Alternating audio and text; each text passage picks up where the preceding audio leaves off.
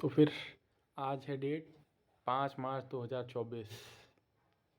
दिन था आज मंगलवार।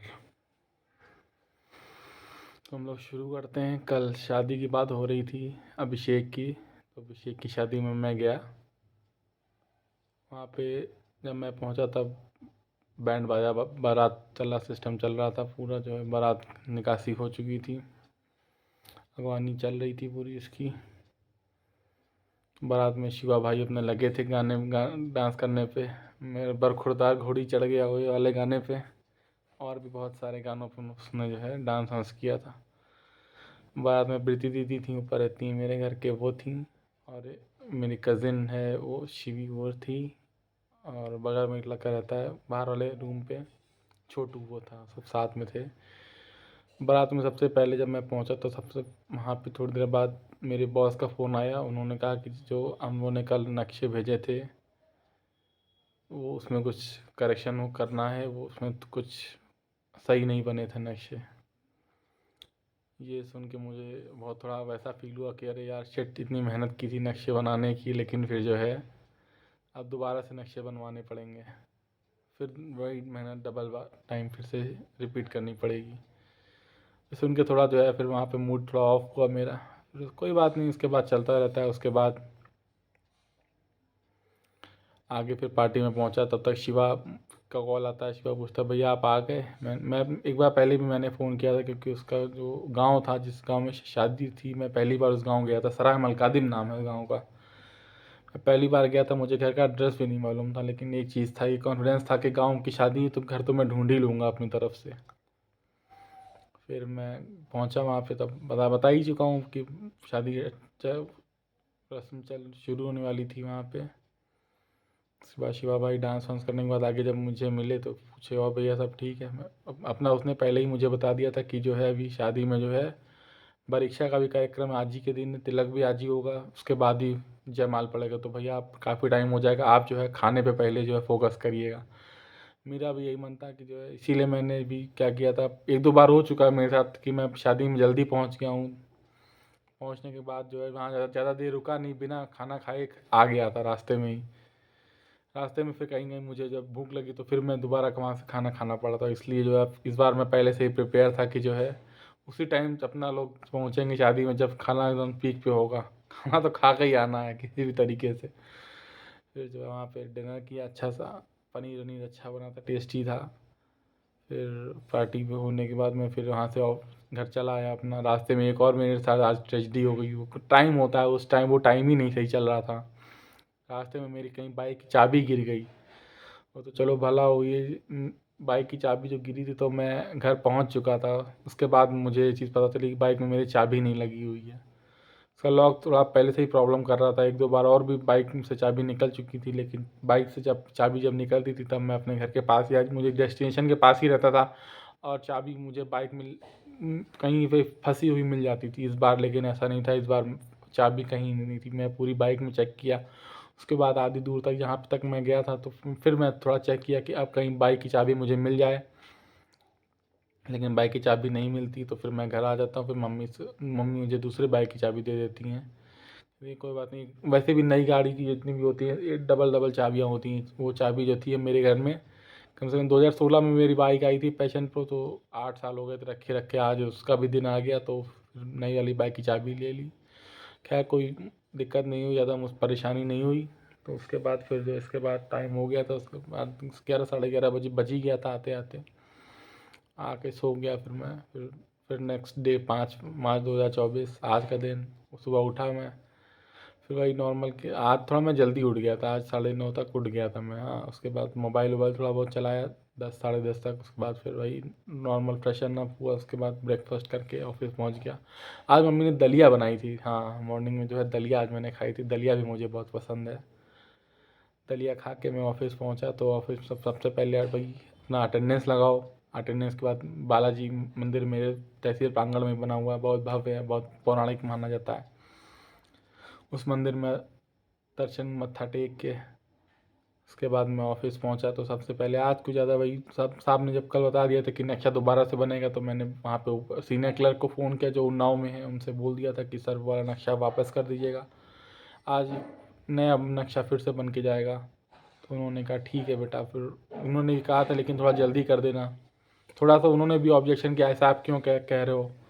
मैंने कहा कि थोड़ा उसमें एक्सेल में कुछ फॉल्ट हो गई थी तो इस वजह से दोबारा नक्शा बनेगा। उसके बाद मैंने ना वही पूरा नक्शा दिखाया तो तहसीलदार साहब ने कहा ठीक है नक्शा कोई बात नहीं, मेन नक्शा सही है, बाकी एक होता है जो बड़े बाकीदारों वाला नक्शा बनाया था उसमें थोड़ा सा फॉल्ट था, कहीं इसको करेक्ट कर लो। तो मैंने कहा जी सर। उसके बाद वो फॉल्ट सही कर दिया। उसके बाद एक होता है 24A का नक्शा होता है, उसमें भी थोड़ी फॉल्ट थी। उसमें फॉल्ट क्या थी, मैंने ये नक्शे में बनाया था बाकीदार वाला, तो उसमें था कि नंबर ऑफ़ आरसी पूछी आती हैं, उसमें निहित धनराशि होती है वो भी लिखना रहता है। तो नंबर ऑफ़ आरसी मैंने लिखी थी 14 और निहित धनराशि लिखी थी 25 लाख रुपए। तो ये जब हुआ कि 1 लाख से बड़ी 1 लाख तक आरसी थी, 1 लाख तक अगर 14 आरसी है तो उनका का मैक्सिमम सब आरसी 1-1 लाख की भी आप जोड़ लेंगे तभी भी टोटल 14 लाख ही होगा। और आरसी का मेरा टोटल हो रहा था 25 लाख, तो वो कहीं से भी जस्टिफाइड नहीं था। तो सर भी बैंक में रह चुके हैं तो उनको भी पता है कि पूरा जो है मैथ मैथ उनकी अच्छी है, पूरा फोकस करके उन्होंने बताया। उसके बाद उसके अलावा उसमें एक अदर ड्यूज़ में भी आरसी जो थी मिसमैच हो रही थी, तो उसमें भी उन्होंने कहा कि 80 आरसीज में कर दो और एवरेज अगर 50,000 का हो। तो मैं ओवर स्मार्ट के चक्कर में मैंने बता दी 4 लाख होगा टोटल, जबकि एक्चुअल टोटल उसका होना था 40 लाख। तो जो है सर ने मुझे वहाँ पे भी कहा कि देखो देखो इनकी मैथ कैसी है। तो मेरे साथ वाले थे वो कह लेंगे अरे सर आपके बराबर थोड़ी ना मैथ है उनकी, आपकी बात अलग है, आप बैंक से थे, वो तो ऐसे ही था वो, कोई बात नहीं। उसके बाद नक्शा फाइनल हो गया। उसके बाद सर ने कहा कि इसमें इसका नक्शा जो टॉप 10 बाकीदार वाला होता है वो भी नक्शा सही करा लिया। तो नक्शा सही कराने के बाद फिर मैंने थोड़ी बहुत आज ऑनलाइन फीडिंग करी। तब तक मैं फीडिंग कर ही रहा था, तब तक SDM न्यायिक साहब का एक मैसेज आता है मेरे पास आज। हाँ ये भी सुनिए, बहुत इंटरेस्टिंग केस है, आपको सुन के अच्छा लगेगा। या मतलब अच्छा क्या लगेगा आपको, जो है अब खुद ही जज कर लीजिएगा आपको कैसा लगता है। तो मेरे पास मैसेज आता है कि एक जांच आई थी, उसमें था कि किसी लेखपाल की जांच थी कि मैं लेखपाल की जांच करनी थी आपके मौके पे जाके। वो लेटर चांस की बात है जो मेरा डाक रनर होता है वो लेके आता है उन्नाव से, वो अपना ऑफिस में दे देता है। ऑफिस में दूसरा जो होता है जो रिस्पॉन्सिबल, वो अपने ऑफिस के डाक रनर के थ्रू संबंधित क्लर्क के पास, जो जिसको रीडर बोलते हैं, रीडर उनके असिस्टेंट के पास लेके जाता है। तो असिस्टेंट उस टाइम मौके पे रहते नहीं, तो उनका कोई, तो वो किसी दूसरे को दे देता है वो पेपर वहीं पे रखे रहते हैं। उसके बाद अगले दिन जिसको देता है उनका हो जाता है एक्सीडेंट होने के बाद फिर पेपर जो है वो अंदर ही डंप रहता है और किसी को पता नहीं चलता। 10-15 दिन बीत जाते हैं। उसके बाद आज की डेट में वहाँ से एक शो कॉज नोटिस आ जाता है कि क्यों इतने डिले हुआ है रिपोर्ट प्रेषित करने में।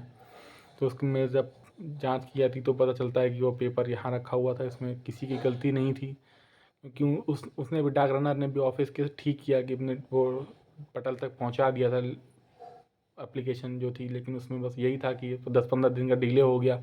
जिसका एक्सीडेंट हुआ था तो उसको भी ये चीज़ नहीं पता थी, वो भी अगले दिन उसको नहीं पता था मेरा एक्सीडेंट हो जाएगा, जिसकी वजह से वो एप्लीकेशन जो है ऐसे डंप रखी रही। तो उसके बाद जांच हुई, उसके बाद साहब से बात हुई तो साहब ने यही कहा कि जो है जो भी रिस्पॉन्सिबल है उसके खिलाफ शो कॉज नोटिस जारी किया जाएगा, उसकी एक कॉपी भी भेजी जाए कि क्यों डिले हुआ है रिपोर्ट के लिए। तो ये पूरा लेटर वेटर हम लोगों ने टाइप कर लिया। उसके बाद वो लेटर भेज दिया गया। उसमें आपस में थोड़ा कॉन्फ्लिक्ट भी हुआ। जो डाक रनर था वो उस पर लगा रहा था आरोप की जो है मैंने तो, मेरी क्या गलती है, मैंने तो इनको दे ही दिया था। तो दूसरा वाला कह रहा था कि इन्होंने मुझे दिया था, ये बात मैं एक्सेप्ट कर रहा हूँ, लेकिन जो है अगर मेरी गलती ये है कि मैं वो पेपर मैंने बताना मैं भूल गया था, तो उसी में लेकिन जो है फिर शो को नोटिस जारी हो जाता है।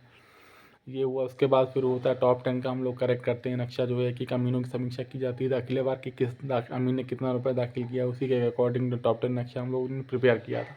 प्रिपेयर करके शाम तक जो है क्लियर नहीं हो पाया था, शाम तक उसमें भी मेरे जो बॉस थे वो सेटिस्फाइड नहीं थे, कह रहे थे इसमें थोड़ा अभी और करेक्शन होना चाहिए। तब तक मेरी मम्मी का फ़ोन आ जाता है। मम्मी कहती हैं कि बेटा आज जो है, मम्मी ने मेरे कान सिलवाए हैं, कान थोड़े वो हो गए थे, निकल गए थे, तो मम्मी ने कहा कान सिलवाने आ जाना। मैंने कहा ठीक है मैं आ जाऊँगा। तब तक मैं फिर घर आने के आ जाता हूँ। उसके बाद रास्ते में मुझे मेरे मोहल्ले में ही रहते हैं, टिंकू चाचा नाम है उनका, वो भी बहुत अच्छे हैं। तो उनसे बात हो रही होती तो कहते हैं कि मेरे पड़ोस में कल एक शादी भी थी, मैं भी एक जगह शादी में गया था, उनकी शादी में मेरा इनविटेशन नहीं था, जो पड़ोस की शादी थी उनके तिलक में मेरा इनविटेशन था, शादी में नहीं था। शादी में उनके यहाँ पता चलता है, वैसे भी हम लोगों को पहले से भी पता था उनका लड़का जो है नाबालिग है, नाबालिग क्या है तो 18 साल का, लेकिन अब इंडिया में कॉन्स्टिट्यूशन शायद यही है कि 21 साल से नीचे लड़का नहीं होना चाहिए। उनका लड़का 18 साल का ही था, तो उनकी शादी की हो रही थी, मतलब तिलक हो चुका था। तिलक में मैं गया भी था, इन्वाइटेड था। शादी लखनऊ से होनी थी, तो रात में सुनने में आया कि वहाँ पे रात में मैरिज हॉल में पुलिस आ गई थी। पुलिस ने जो है पूरा सब वहाँ पे इंक्वायरी करी, कि इंक्वायरी करने के बाद वो उनको सेटिस्फाइड हो गए थे कि आधार कार्ड पर उन्होंने डेट सही थी, परिवार रजिस्टर की नकल में भी डेट सही थी, लेकिन मार्कशीट में डेट शायद कुछ कन्फ्लिक्ट कर रही थी। तो मार्कशीट लेके दोबारा सब उन्होंने पुलिस स्टेशन के लिए समन किया है कि उनको कल परसों जाके वहाँ पे क्लियर करना पड़ेगा कि क्या पोजीशन है, क्यों, क्या है, मतलब क्या रियलिटी है, कि ये अंडर एज है लड़का कि अंडर एज नहीं है। तो ये एक केस हुआ है, वो भी उनकी थोड़ा जो है वो रहते हैं, वकील साहब हैं, अच्छे हैं वो भी हैं, ठीक है। नहीं चलिए, मैं ब्लॉग बना रहा हूँ तो मैं ऐसा नहीं किसी को बुरा बुरा बोलूँगा, सब लोग ठीक ही, मैं ठीक ही बोलना पसंद करूँगा। हाँ, तो ये होता है। उसके बाद फिर तब तक मैं घर आता हूँ, फिर घर में मेरे भैया का तब तक मुझे कॉल आता है कि बोरिंग की चाबी का आना, कि जो जिन्होंने कल कहा था कि जो है इंजन निकालना है बोरिंग से, अंदर रखा हुआ था रूम पे, तो वो इंजन चाबी ले लेते हैं। फिर चाबी उनको मिलती नहीं, तो मैं मम्मी को कॉल करके, मैं कॉल जब आता है तो मैं मम्मी को बता देता हूँ कि चाबी हो सकता है अगर कीरिंग पे नहीं टंगी हुई तो हो सकता है वो चाबी जो है मेरी पॉकेट में पड़ी हो लोअर की। हाँ, लोअर में बाद में पॉकेट में ही मिलती है। उसके बाद भैया चाबी लेके पहुँच जाते हैं बोरिंग पे, तो मम्मी कहती है बेटा तुम भी चले जाओ। हाँ, और हाँ, एक चीज़ और भी, आज मेरे ऑफिस में मैंने अपनी कबर्ड रखी थी, उनको भी पेंट करवाया था। कबर्ड पेंट होने के बाद थोड़ा उसके बाद टाइम था पेंटर के पास, तो मैंने उसे कह दिया था कि जो है आप जो है प्राइमर लेके मेरे डोर में वहाँ पे कॉम्प्लेक्स में लगे हुए थे, तो उनको भी मैंने कह दिया था कि जो है प्राइमर लेके प्राइमर इसको कर दो डोर, तो उन्होंने प्राइमर पे पेंट कर दिया। उसके बाद जो है मैं वहाँ भी मैंने देखा, मैं सेटिस्फाइड था कि हाँ ठीक है, चलो जो जो भी हुआ सही है, अच्छा प्राइमर किया था उसने ब्राउन कलर का। डोर की ड्यूरेबिलिटी भी बढ़ जाती है प्राइमर कराने के बाद। उसके बाद में फिर घर आया, फिर घर आके तब तक मम्मी बताया कि मेरे मम्मी के मामा के लड़के हैं, उनके लड़के की शादी तय हो गई। तो मम्मी बड़ी खुश थी। मामा जी को मेरे सगे, उनको भी फ़ोटो दिखाई, वो भी मामा जी बहुत अच्छे थे, क्या तारीफ़ कर रहे थे, कहते चलो अच्छा हुआ भाई, संबंध हो गया इनका, अब आगे तब तक। और हाँ, एक चीज़ और, मामा के जी ने आज बताया कि उनकी लड़की की शादी होनी थी, पहले पहले डेट थी उसकी, पहले शायद तिलक जुलाई में होना था, फिर बाद में लेकिन तिलक उनका पोस्टपोन हो गया। अब वो बता रहे हैं उनका शायद नेक्स्ट डेट निकल आई है, 15 जनवरी को उनका तिलक होगा अगले साल। अगले साल ही 26 जनवरी को उनकी शादी की डेट है। देखिए क्या होता है आगे। अभी तक तो यही है फिर, है ना। आज डेट है 5 जनवरी 2024। अब जो उसके बाद होता है फिर मैं आपको इन्फॉर्म करता रहूँगा। तब तक के लिए